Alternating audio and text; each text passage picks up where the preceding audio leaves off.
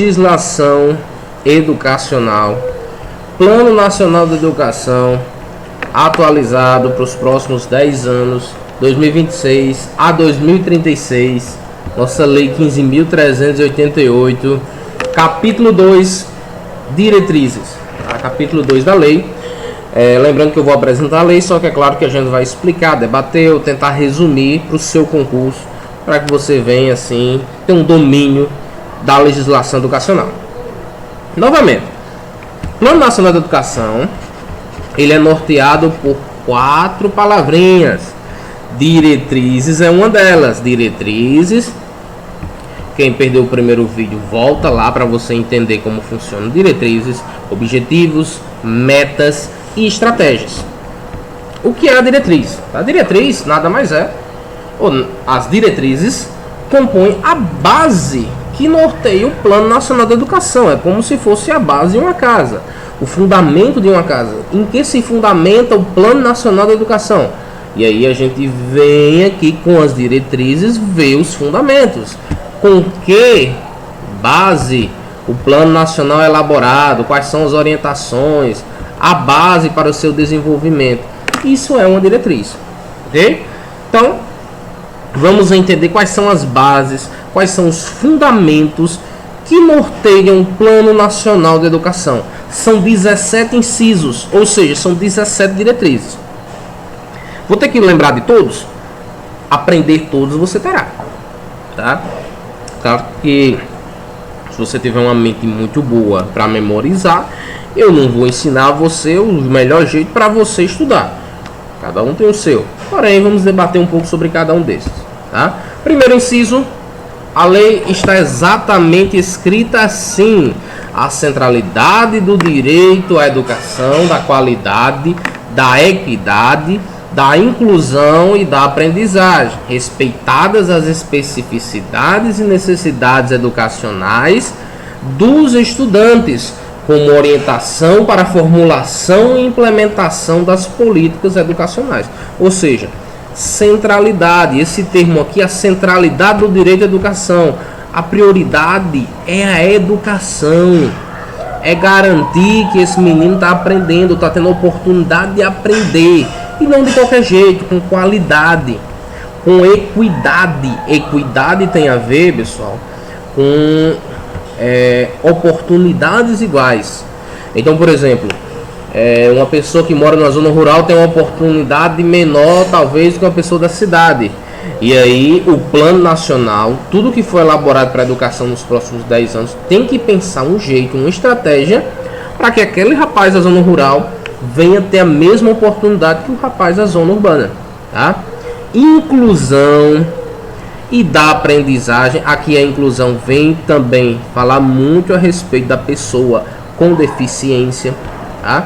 A aprendizagem, que tem a ver com a qualidade, respeitando as especificidades e necessidades educacionais dos estudantes. E aí depende do estudante, depende também da região, da cultura, tá? Então, de forma resumida, o inciso 1 fala de quê? Garantir educação de qualidade e inclusão, tá? Então, se você quer de alguma forma lembrar desse inciso 1, resuma dessa forma: garantia de educação de qualidade e inclusão. Lembrando que eu estou utilizando o infinitivo, mas isso aqui não é um objetivo, tá? É só uma maneira aí de ajudar na hora de você memorizar cada um dos incisos. Então, inciso 2: respeito à liberdade de aprender, de ensinar e de pesquisar e de divulgar a cultura, o pensamento e a ciência, a arte e o saber, com base no pluralismo de ideias e concepções pedagógicas. Ou seja, a garantia da liberdade, a liberdade em aprender e ensinar. E aí, quando fala nesse contexto de aprender e ensinar, a gente tem que entender que diferentes alunos aprendem de diferentes formas, assim como diferentes professores possuem diferentes metodologias, tá? Então, o pluralismo, cada professor tem sua concepção pedagógica, cada aluno tem sua perspectiva de ideia, e isso precisa ser respeitado, tá? 3. A promoção dos direitos humanos, da dignidade da pessoa humana, do respeito à diversidade, da sustentabilidade socioambiental e do exercício pleno da cidadania. A gente não está só formando cientistas, técnicos, a gente está formando a pessoa humana. E aí os direitos humanos, a ética, a cidadania precisa também ser ensinada ou ser transmitida no processo de ensino-aprendizagem. Tá? Inciso 4. Garantia de ambiente de aprendizado plural. Esse plural está falando de quê? Diferentes opiniões, diferentes perspectivas e do debate crítico de diferentes perspectivas. Cuidado, porque muitas vezes essa palavra, quando a gente fala em debate crítico, a gente pensa que é literalmente pessoas debatendo e discutindo e discordando. Lembrando que o debate crítico, pessoal, não há um erro em debater um assunto. A ideia, sim, da essência do debate crítico é pessoas diferentes comentarem, tendo pontos de vista diferentes e se respeitarem, tá? E haver o respeito. Então, essa possibilidade de, em sala de aula, alunos, por exemplo, numa aula de história, falando a respeito de como os Estados Unidos lidou com a Venezuela. Cada aluno vai ter uma perspectiva, tá? E essas perspectivas devem ser debatidas e respeitadas, tá? Então esse ambiente plural e crítico também, dando esse teor, como é que eu posso dizer, crítico e também liberal da parte do aluno, no sentido de ter o seu próprio pensamento. Quinto inciso, a garantia do direito humano à liberdade religiosa, incluindo a proteção à liberdade de consciência e de crença e de convicção filosófica ou política, tá? Então, numa mesma sala, haverá alunos que vão ter uma perspectiva política, principalmente quando fala de médio. Essas perspectivas diferentes precisam ser respeitadas, filosóficas, religiosas. Então precisa haver esse respeito. E lembrando novamente, a educação do Plano Nacional da Educação não é aquela educação técnica ou aquela educação simplesmente para desenvolvimento científico. É uma educação integral da pessoa, de forma integral, tá? Sexto inciso, o reconhecimento da importância da articulação entre família e escola para o processo educacional, ou seja, ali uma aproximação entre os dois, a criação de políticas públicas que venham aproximar a família da escola ou vice-versa, tá?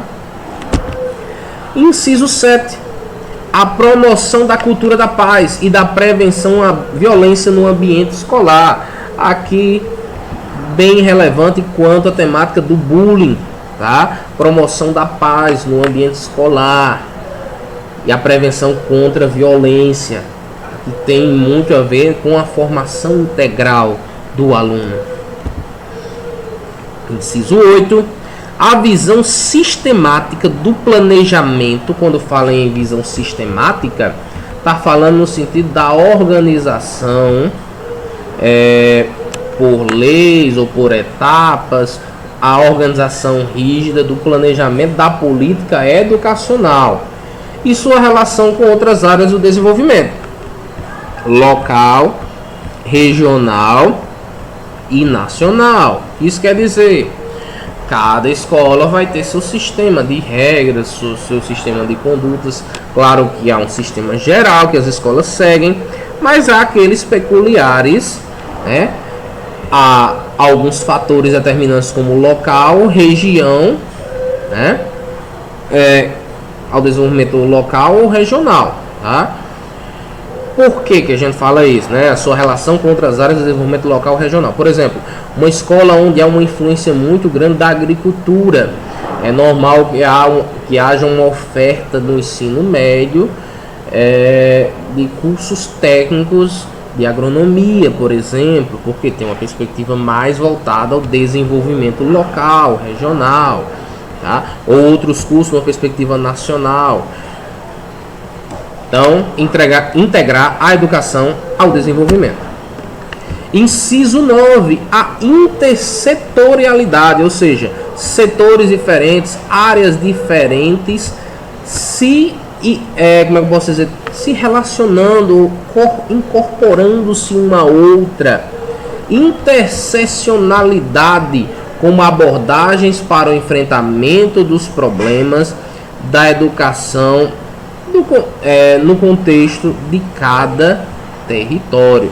Então, diferentes setores, diferentes seções se relacionando, tentando buscar assim uma solução para os problemas em cada território da educação, tá? Que aí vem as aplicações de ações, tá? Muitas vezes setores não só da escola, mas setor político agindo como uma forma de enfrentar desafios na educação, o apoio social, do município integrado à escola para ajudar nessa questão do enfrentamento de desafios. Então, setores diferentes, áreas diferentes ou seções diferentes que venham se relacionar com a educação e ajudar no enfrentamento de problemas, tá? Em cada contexto. Inciso 10. A promoção do desenvolvimento socioambiental, isso que já foi citado anteriormente, cultural, tecnológico e econômico, que aí mexe muito com a questão do desenvolvimento integral do aluno, tá?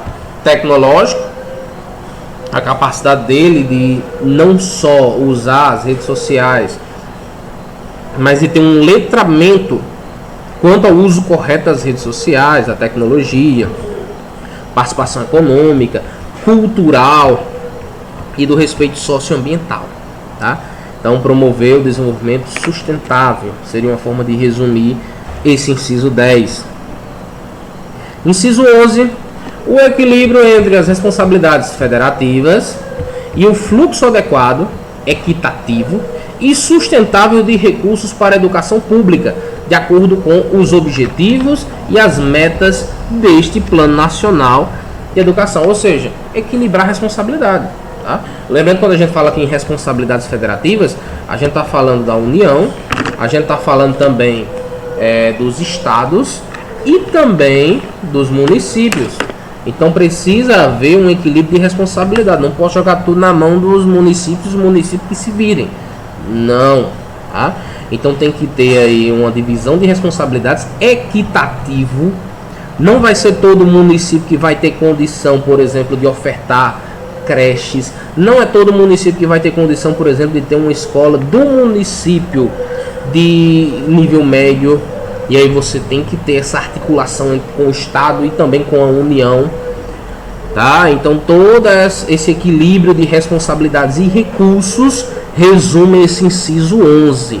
Tá? Lembrando que na prática, com a divisão que funciona em si, ou que estabelece entre município e estados, os municípios são responsáveis pelo ensino fundamental, os estados pelo ensino médio, tá? Mas a gente vai detalhar isso depois, mais à frente. Inciso 12. A pactuação na coordenação e na implementação das estratégias dos planos decenais de educação, realizada no âmbito das subcomissões vinculadas às instâncias colegiadas do Sistema Nacional de Educação, referidas no nono parágrafo do artigo 7º desta lei, no contexto do regime de colaboração e participação social como princípios do planejamento educacional, consideradas as especificidades culturais e territoriais. Tá? Pessoal, essa parte aqui que fala a respeito do Sistema Nacional de Educação e do nono parágrafo do artigo 7º, a gente ainda vai ver isso aqui mais à frente. Tá? De início, o importante é a gente entender aqui algumas palavras importantes. Pactuação na coordenação e na implementação de estratégias. Tá? Ou seja, uma colaboração entre os regimes, entre as lideranças. E aí também fala, regime de colaboração e participação social. Tá? Vai ficar um pouco mais claro quando a gente vê na prática esse nono parágrafo do artigo 7º, ok? deixar isso aqui um pouco mais à frente, lembrar disso, da colaboração para o fortalecimento. Inciso 13. Integração do monitoramento e da avaliação contínuos aos processos de planejamento e de implementação das políticas educacionais. Não basta apenas aplicar políticas, tem que ter um monitoramento, tem que ver se essas políticas estão dando resultado, avaliando-as de forma contínua, tá? Para ver se de fato essa implementação teve um resultado. Então, monitorar e avaliar continuamente políticas educacionais. Inciso 14. A consideração de múltiplas fontes de dados oficiais, né?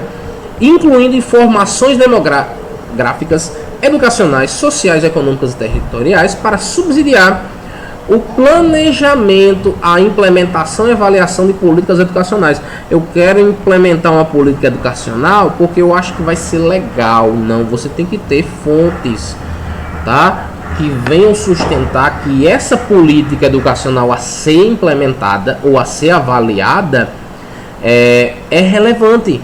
Então você tem que planejar com base em dados, ok? Sejam eles demográficos, sejam eles educacionais, sociais, econômicos ou territoriais. Eu estou dirigindo uma escola e eu sei que nessa escola 60% dos estudantes são de um outro bairro bem distante.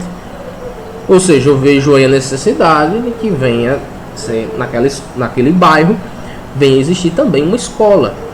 Uma vez que os alunos daquele bairro estão se dirigindo para um outro bem distante, por exemplo, né? Ou uma determinada zona rural, onde tem uma quantidade muito grande de pessoas que abandonaram os estudos. E aí, dentro dessa perspectiva, você pensa numa implementação de política educacional, tá? Então tem que ter dado para fazer alguma coisa. Inciso 15. A democratização dos processos de elaboração. Aqui, a democratização dos processos de elaboração, implementação, monitoramento, avaliação das políticas educacionais com participação e controle social, gestão democrática. A educação não é feita apenas por um líder que vai reger como ele quer. Tem que ter a participação e controle social no que diz respeito aos processos de elaboração, implementação, monitoramento e avaliação. A sociedade tem que estar ciente do que você está fazendo, do que a escola, como a escola tem sido gerida, e vem assim participar, dando opinião, pontuando se for necessário. Então, a garantia da participação social, a gestão demográfica. Inciso 16. A análise dos processos e dos resultados educacionais. O uso de evidências decorrentes dessas análises na formulação de políticas educacionais, que é bem parecido com esse outro inciso aqui, tá? Só que aqui é a questão da análise dos resultados, dos processos. Teve efeito a aplicação dessa política? Não teve? Então vamos fazer de uma outra forma. É necessário mesmo de uma outra forma? Tudo isso com embasamento. E o inciso 17, tá? A identificação, a valorização, a disseminação de boas práticas e experiências exitosas nacionais e internacionais, respeitadas as diversidades regionais, com vistas à melhoria dos processos de aprendizado e da qualidade de educação. Então, a valorização de boas práticas, tá? A valorização, aqui novamente, uma conexão com a educação integral. Então perceba, pessoal, lembrando, estou aqui só por cima, são muitos incisos, muitos textos. Claro que eu trabalhei todos os 17 incisos, os textos são originais, tá? Como estão. E aí você, sabendo, ouvindo, você tem aí um caminho mais fácil para, num caso de cair numa prova sobre alguma diretriz, você se nortear. O que é muito frequente nos incisos das diretrizes do Plano Nacional da Educação: questão democrática, a formação integral do aluno, a gestão ou a aplicação de políticas educacionais com embasamento, com dados, tá? com resultados. E claro, são 17 incisos, cada um tem sua perspectiva. A gente vai tentando trabalhar de certa forma aqui por cima para te ajudar na tua prova. É isso. Obrigado.